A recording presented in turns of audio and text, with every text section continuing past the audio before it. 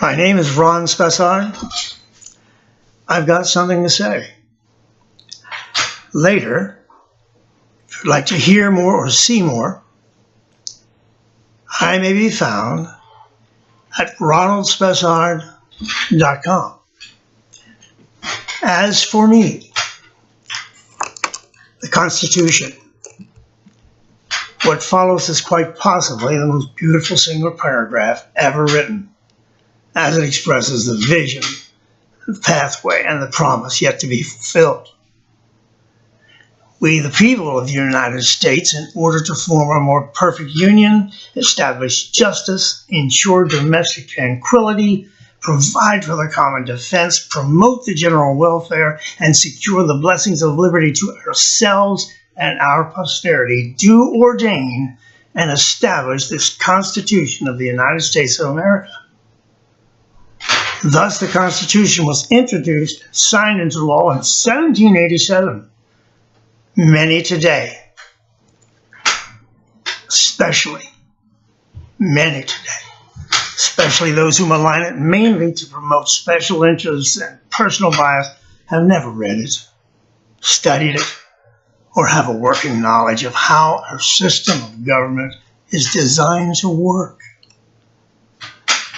Two-thirds of students, high school and college, fall far below minimum proficiency in national civics assessments. Less than 20% of 12th graders can explain how citizen participation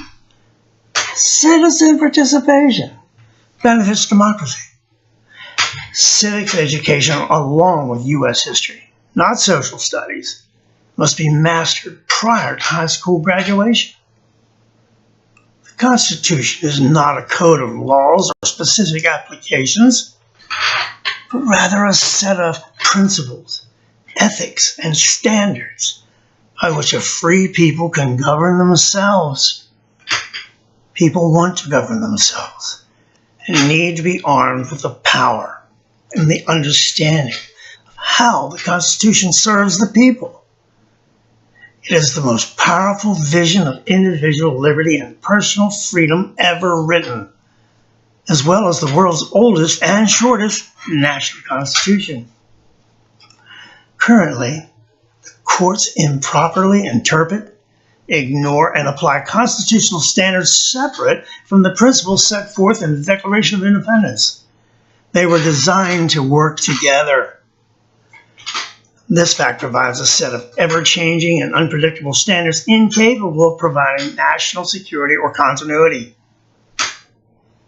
The end result is judges legislating from the bench, following personal bias, precedent, or administration law, rather than the Constitution. This is dictatorship. Founders created a Constitution that was better than we were then, could bring us to where we are now and lead us into the future. Circumstances, social perceptions, and technologies change, but proven values, principles, ethics, and standards do not and should not be changed. Refuse to be led by elitist politicians, many of whom are overly credentialed, undereducated, and seek to malign the Constitution to advance their own special interests, all to gain re-election, power, and control over the free will of the individual rather than serve all the people of our nation. Both appointed and elected officials take the oath of office and swear to preserve, protect, and defend the Constitution of the United States of America against all enemies, foreign and domestic. Many, if not most, lie. Most break the oath whenever it serves their purpose, which is simply to be re-elected. Disgusting. When did it become okay to knowingly lie? When? Never. We live in a society that will vote for a candidate who knowingly and willfully lies about anything and everything just to be elected to public office, or vote for a person because they belong to a specific political party, or even because of their gender. Never mind the candidate's policies, standards, character, or abilities, how irresponsible and ignorant and dangerous to a free society. We as citizens should repeat the oath of office to ourselves and at the very least contribute our part to society by learning how to be strong, law-abiding American citizens who understand how our government was designed to work. Stop apologizing for being an American. We change the world's thinking by giving hope to suppressed people everywhere. Ignorant, silly arguments from students concerning our founders not knowing about the internet or cell phones. Or, so, how could they be intelligent? That reveals the complete failure of our education system. When we judge our founders, we must do so in the context of the time in which they lived. Teach civics and history rather than social studies deliberately slanted against American Western ideology thriving with capitalism. Stop over-focusing on the short list of things, well, that may have been done better.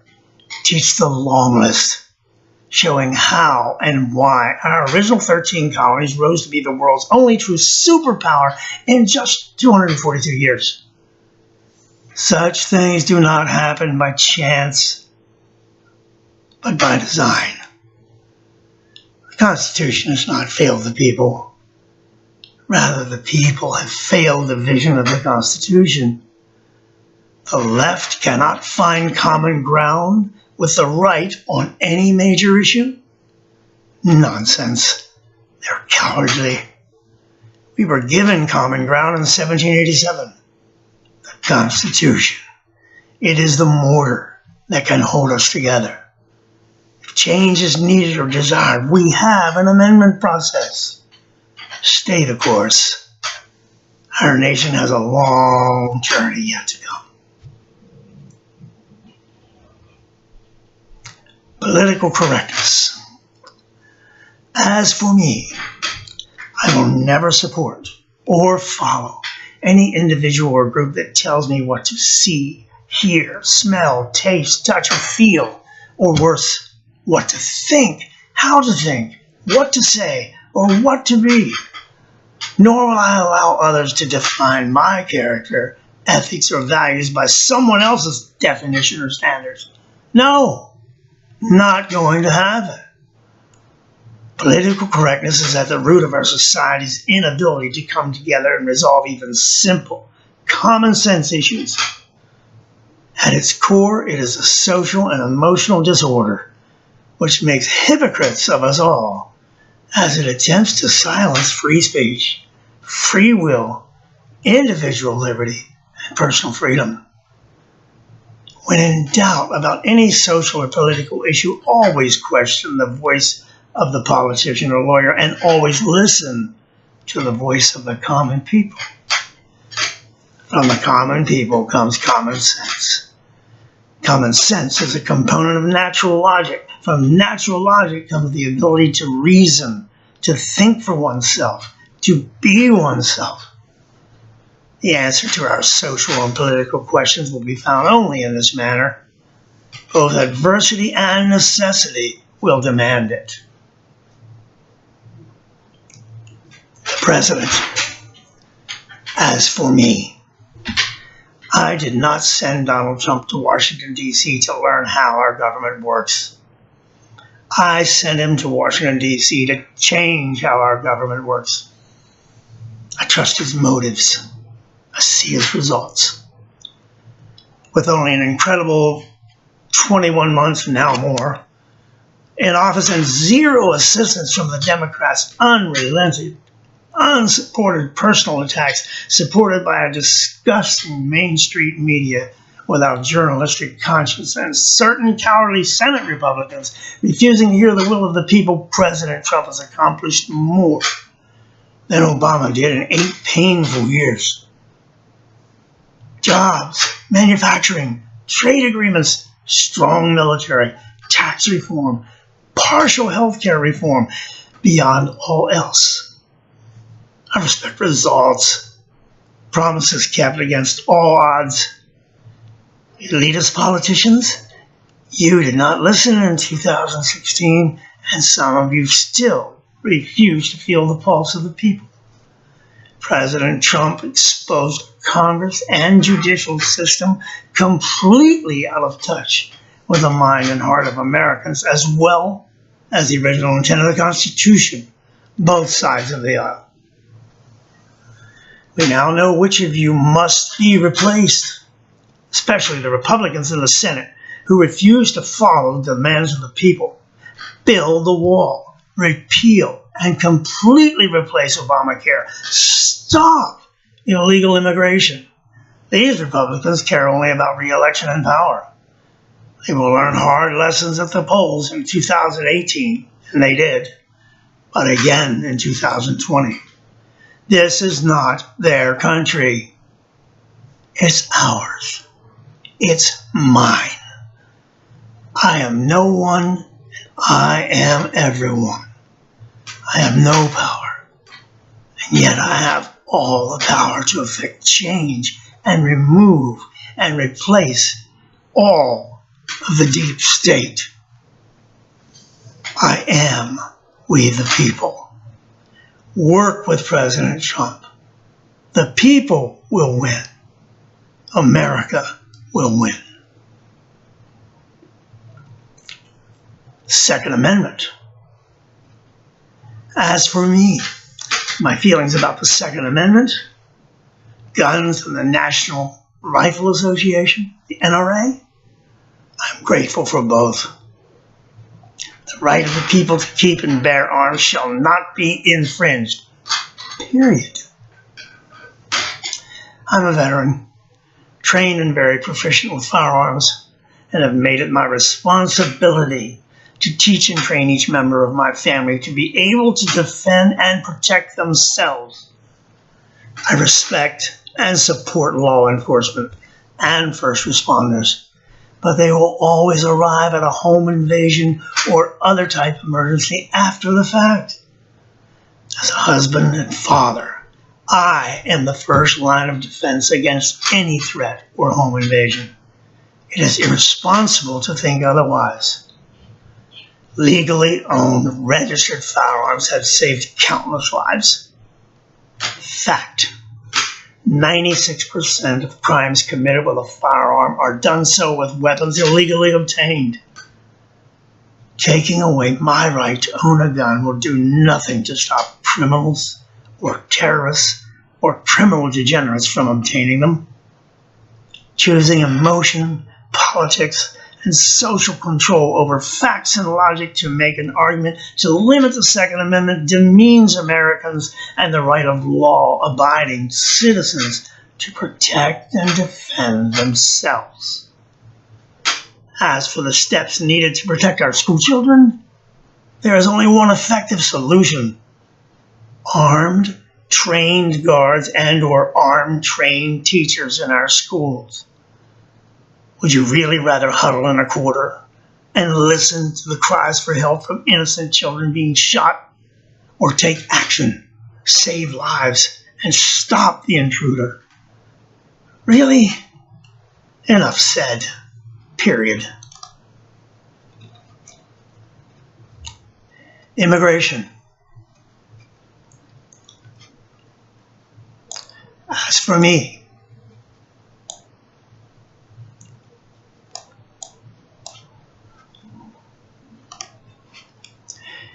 let's talk about immigration.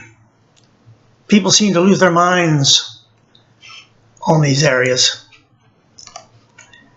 I don't understand it. It's logical to think of immigration as a right of all the American people. Immigration and deferred action for childhood arrivals, DACA. These minor children had no control over their lives as parents brought them to our country illegally, or they were born on American soil, which grants them automatic citizenship. Give these dreamers, give the parents a path to citizenship, with strict benchmarks along the way to ensure willingness and ability to assimilate into American culture. Learn our history. Learn English. follow our laws. Do not renew this destructive program. Stop it now. Stop illegal immigration, chain migration, and the visa lottery system. Every sovereign nation has the right to decide who comes to their country, who stays in their country, and who must leave. Legal immigration is the soul of this nation. We want the best of those who wish to come here and share in our individual liberty, personal freedom, and opportunity. People with skills, education, and the ability to support themselves while contributing to our society should all be welcome. Our immigration system should be designed to make us better, a merit-based system. Why would we accept less? Language, border, and culture. It takes all three to make a nation. Multiculturalism does not work. We are already the most diversified country on earth. Immigration candidates need to come with their sleeves rolled up rather than their hands held out. The wall.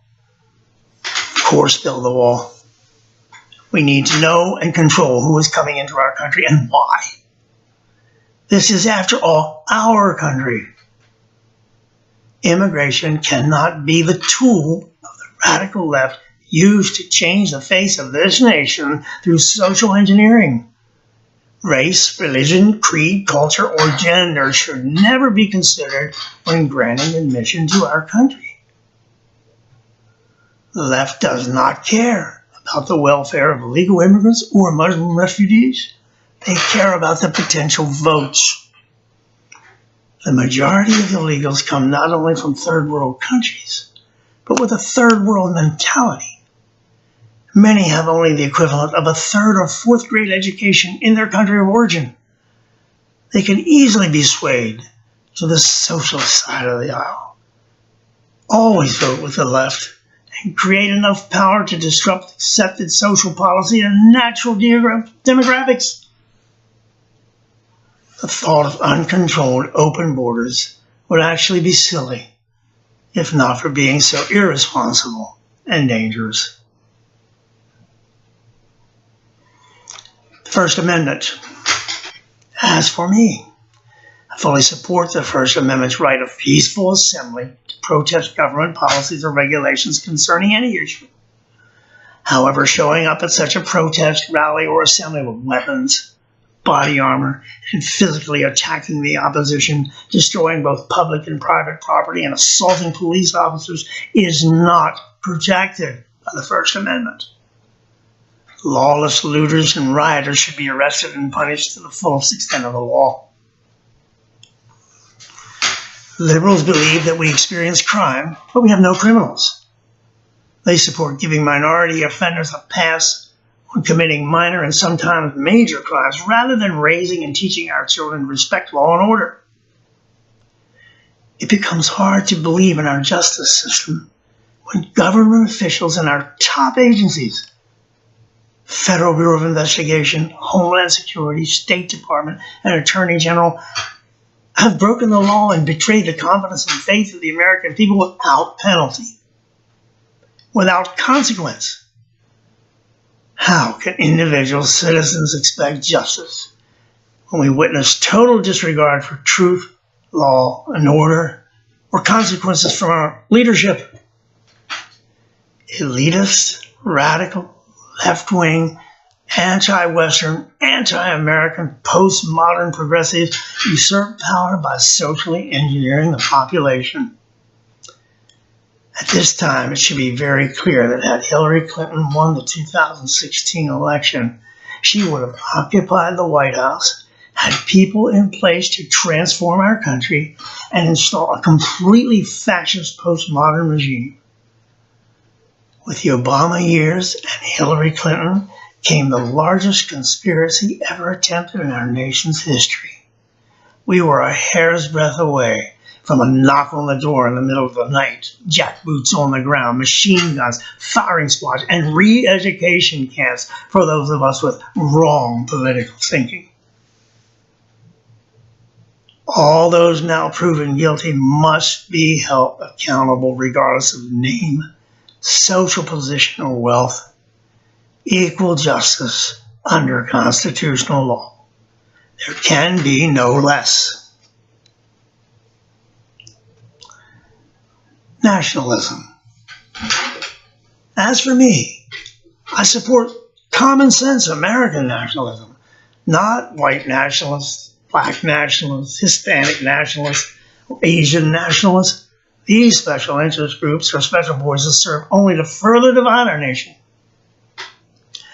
American nationalism has no color, race, religion, or gender. It is the bonding together of people bringing their heritage, talents, and traditions to assimilate into a free society through self-government. Neither America nor Americans have anything to apologize for. We are a special people, an exceptional people. When mistakes are made, we hold ourselves accountable and make course corrections. The list of the good we have done in and for the world is almost endless and remains ongoing. History confirms these things. How else could we become the most powerful, successful, and free nation on the planet? Such things do not happen by chance. Such things happen by design. Regardless of efforts to derail our constitutional republic, we still remain the hope of the free world. LGBTQ. As for me, lesbian, gay, bisexual, transgender, and questioning, etc., on and on into the realm of absurdity, let me make this point both clear and simple. Get over yourselves. The human race is made up of two opposite sexes, male and female. Most men are attracted to women, and most women are attracted to men.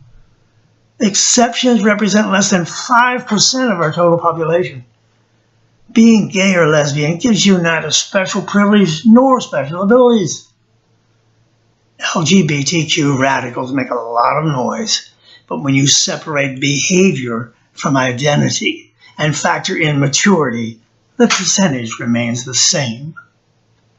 It seems a majority of our young women graduate college today thinking 1/3 of the population is gay or lesbian. Some lie about having same-sex experiences just to be accepted by their peers. Or worse, some actually have a same-sex experience just to be accepted. How weak is that? By the time young women reach age 28 or 29, education, observation, real-life experience, and maturity suggest an acceptance and desire for a more traditional set of standards. Extremists have temporarily altered social perception, but not biology and attraction. I support free will, equal justice, and equal opportunity for all. If you choose a same-sex partner, I do not care. Live your life. I accept your choices without understanding or affirming them. I also have free will. Make no attempt to shame me or label me a hater for being a hardwired, heterosexual male who adores and respects women and all the beauty, ability, and compassion they bring into this world at every level of society. I have none of the phobias extremists seem to either make up, lie about, or pull out of thin air to support their position. I support the institution that has brought civilization to this point in human history. Marriage, the traditional union between a man and a woman, loving and working together to raise and protect their children in a loving way that has proven best for all cultures, especially our children. Read the research. It is a better pathway for most to live a life of happiness and success. Turn down the hate rhetoric, and live your lives without attempting to interfere or direct mine. You live in a very tolerant nation where you are in little danger of physical, political, or social abuse. There is no evil, fear, or hate in my position, only the normal feelings of a traditional, husband, and father who will not sit quietly and watch less than 5% of the population represent or engineer the social, political thinking or behavior of the majority.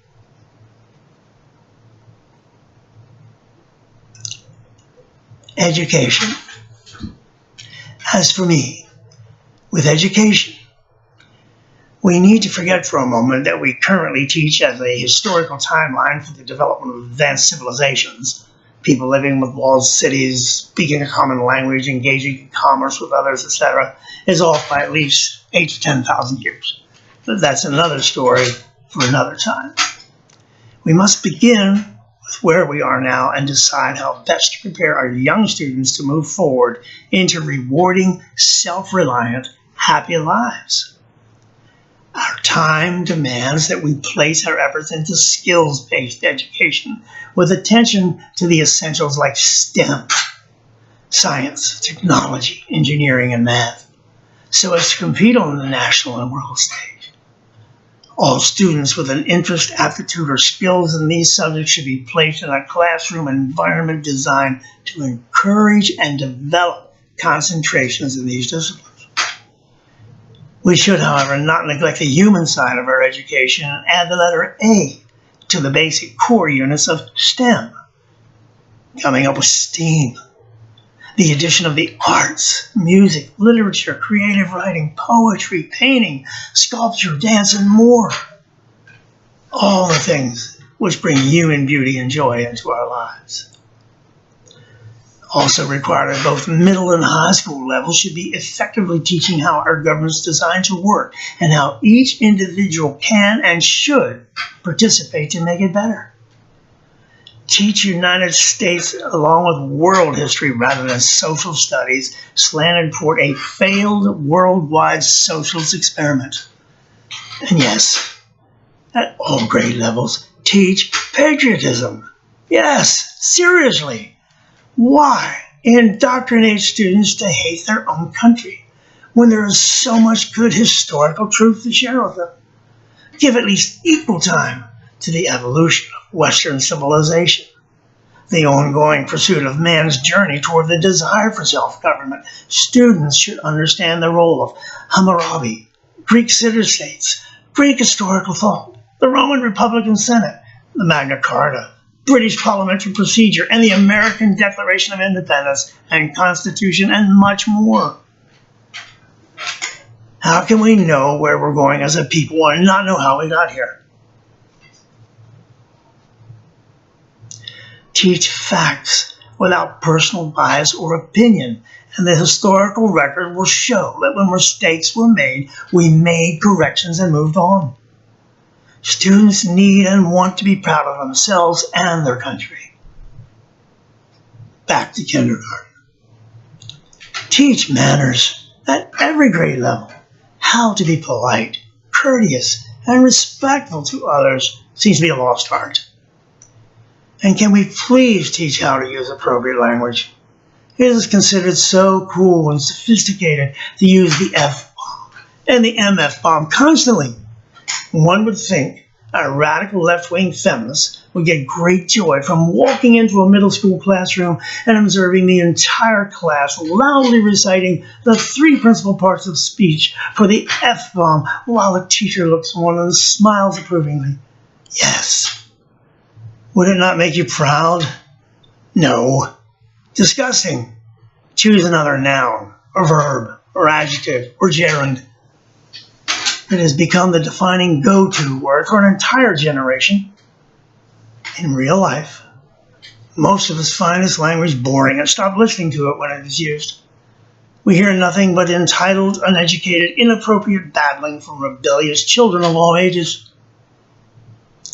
In helping our young children choose their path, we must recognize that not everyone should go to college. Not everyone wants to go to college, or can go to college. Not everyone needs to go to college. So many well-paying middle-income careers are available to trained, qualified students, High school juniors and seniors should focus on skills-based education and graduate with a certified 2-year college diploma or a vocational technical degree to combine efforts via apprenticeships or internships with local businesses, junior colleges, and or federal agencies. I had to prepare these young people, these young students to support themselves, be self-reliant, and develop self-esteem. They become part of the dependency generation, a life of serfdom. And they resort to a life of crime or a life of poverty, existing on welfare. They become human cannon fodder for the foundation of a socialist nanny state. What a loss, both of a life and of a mind. What a waste. Intercity minorities. As for me, watching engineered identity politics completely control the thoughts, feelings, and actions of an entire group of people is sad and terrifying. First, convince everyone that they are entitled to government benefits because they are a minority. Keep preaching that their position in life is not their fault or responsibility, but is all because of racism.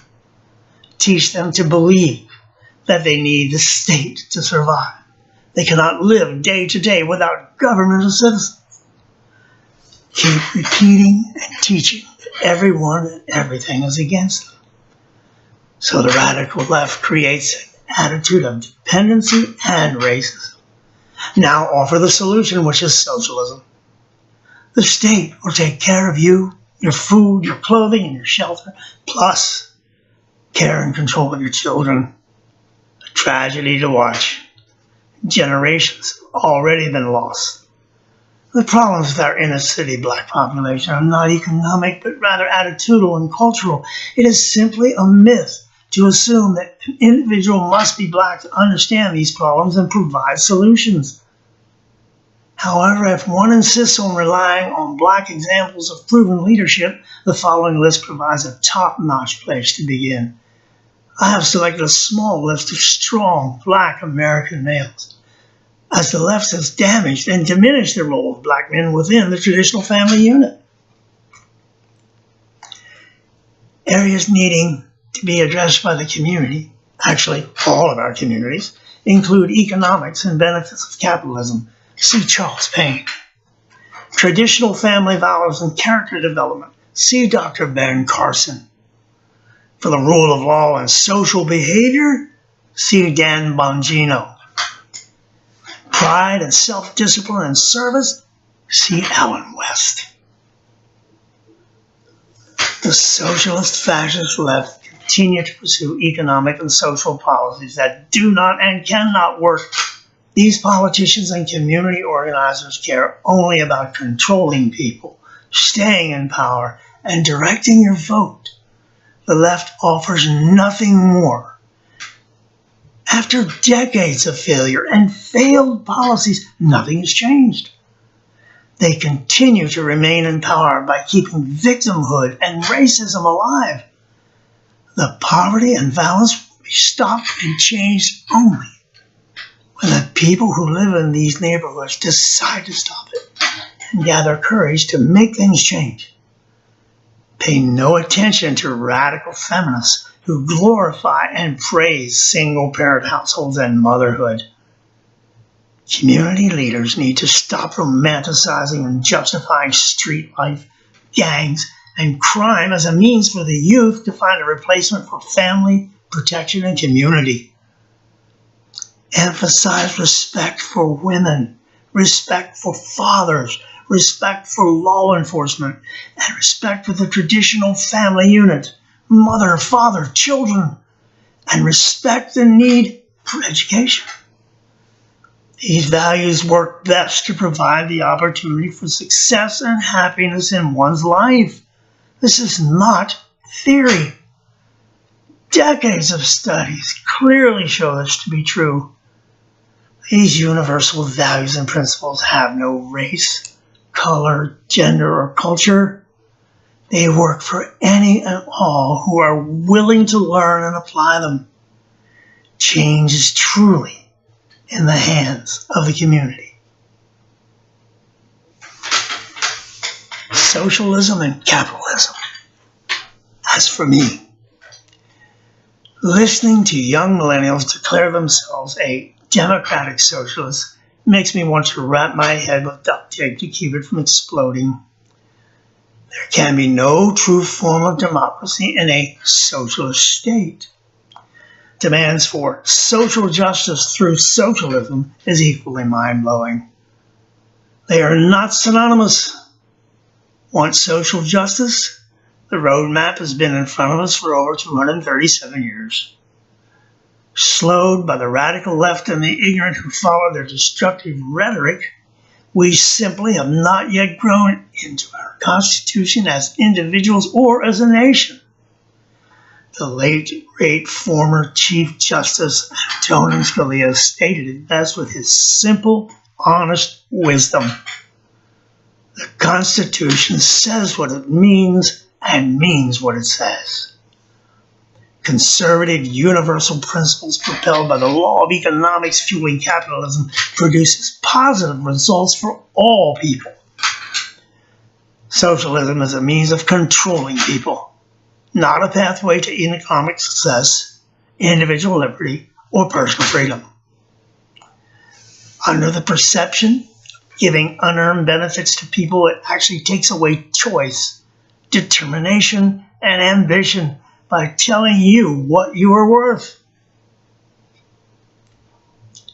Socialism eventually will reach a point of diminishing returns, paying out more in unearned benefits than it does in revenue, and will collapse under its own weight. Only the elitists will survive to control the wealth and the law. There exists no such possibility as something for nothing. Capitalism prevents any who will prepare to make the attempt to have a better life. Over the past 15 years, millions of people worldwide have been raised out of abject poverty by capitalism. To compare societal changes and long-term impact, socialism versus capitalism, simply examine the fruits formula. Good trees bear good fruit. Bad trees bear bad fruit. This simple rule is infallible. I leave it to the reader to look at the facts concerning morality, violent behavior, sexually transmitted disease, especially in youth ages 10 to 14, in educational achievement and family instability. This information is available for anyone to see and understand.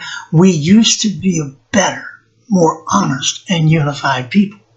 It will take courage to look at these things and more courage still to change them when we elect a board of supervisors, school board, or other public officials. Keep electing democratic socialists, especially if you enjoy bad fruit. Simple.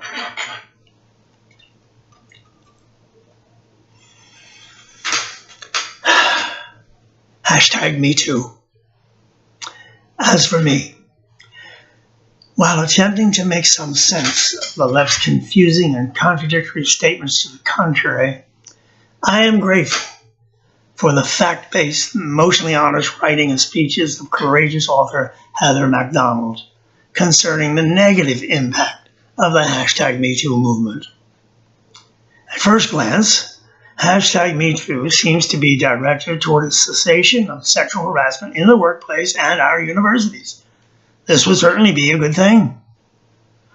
Further still, any logical, fair-minded individual agrees that equal opportunity and equal pay for equal work must exist for any qualified candidate applying for a position, regardless of gender, race, color, or culture.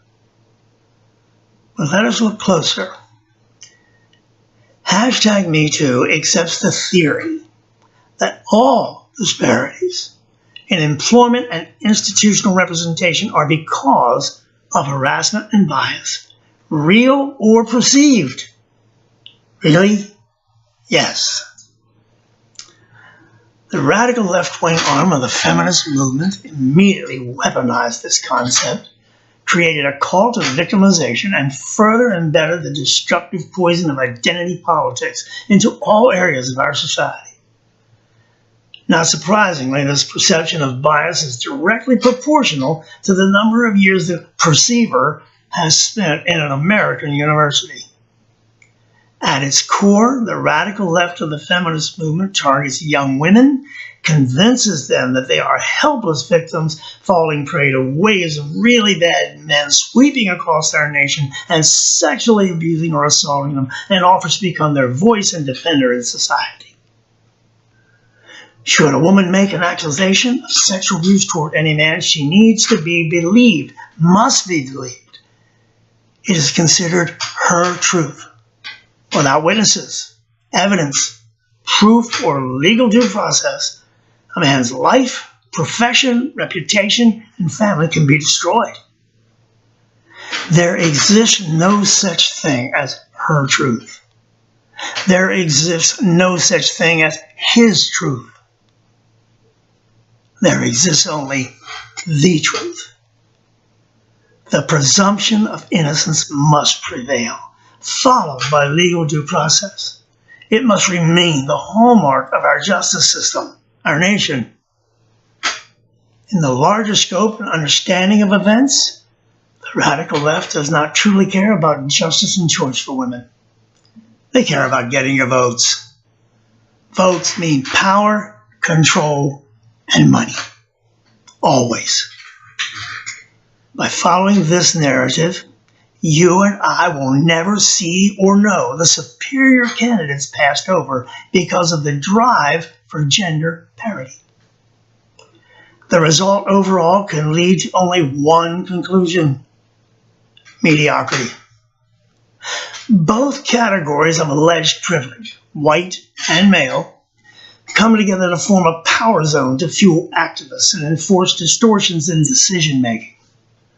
No institution will hire or promote males, white males in particular, without having them clear a very high bar to achieve gender equity.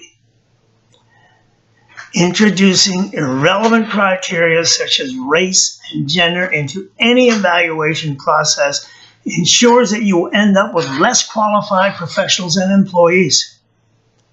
Primarily, this is a war waged against males, particularly white males. It actually results in a war against merit. This is not a matter of bias or cultural conditioning. The ideological imperatives of feminism are distorting and concealing the search for scientific truth. The purpose of every academic scientist researching the real, very real, biological and psychological differences between the sexes is at risk. The solution to real abuse of power in the workplace is not to replace valid measures of achievement with irrelevancies like race and gender, but to ensure that all qualified candidates have the opportunity to safely compete for any position offered. Then, do the right thing. Do the courageous thing. Support hiring or electing the best person.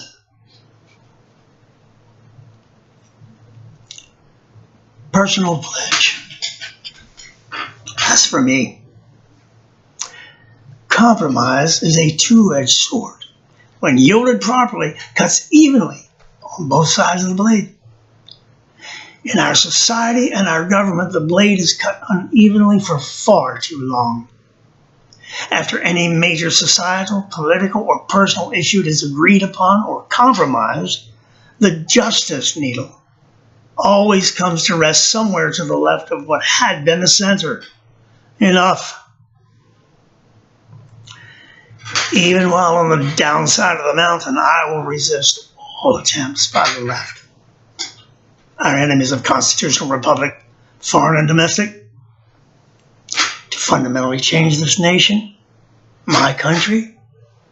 I choose not to die a citizen of a socialist communist state. I choose to defend the Constitution and my way of life.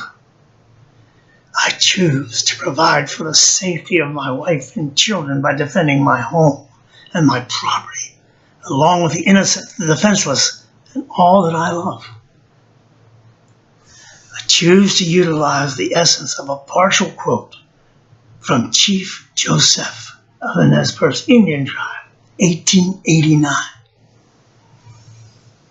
From where the sun now stands, I will compromise no more my moral compass, no more, forever. My life, my way. No apologies. No retreat. No surrender.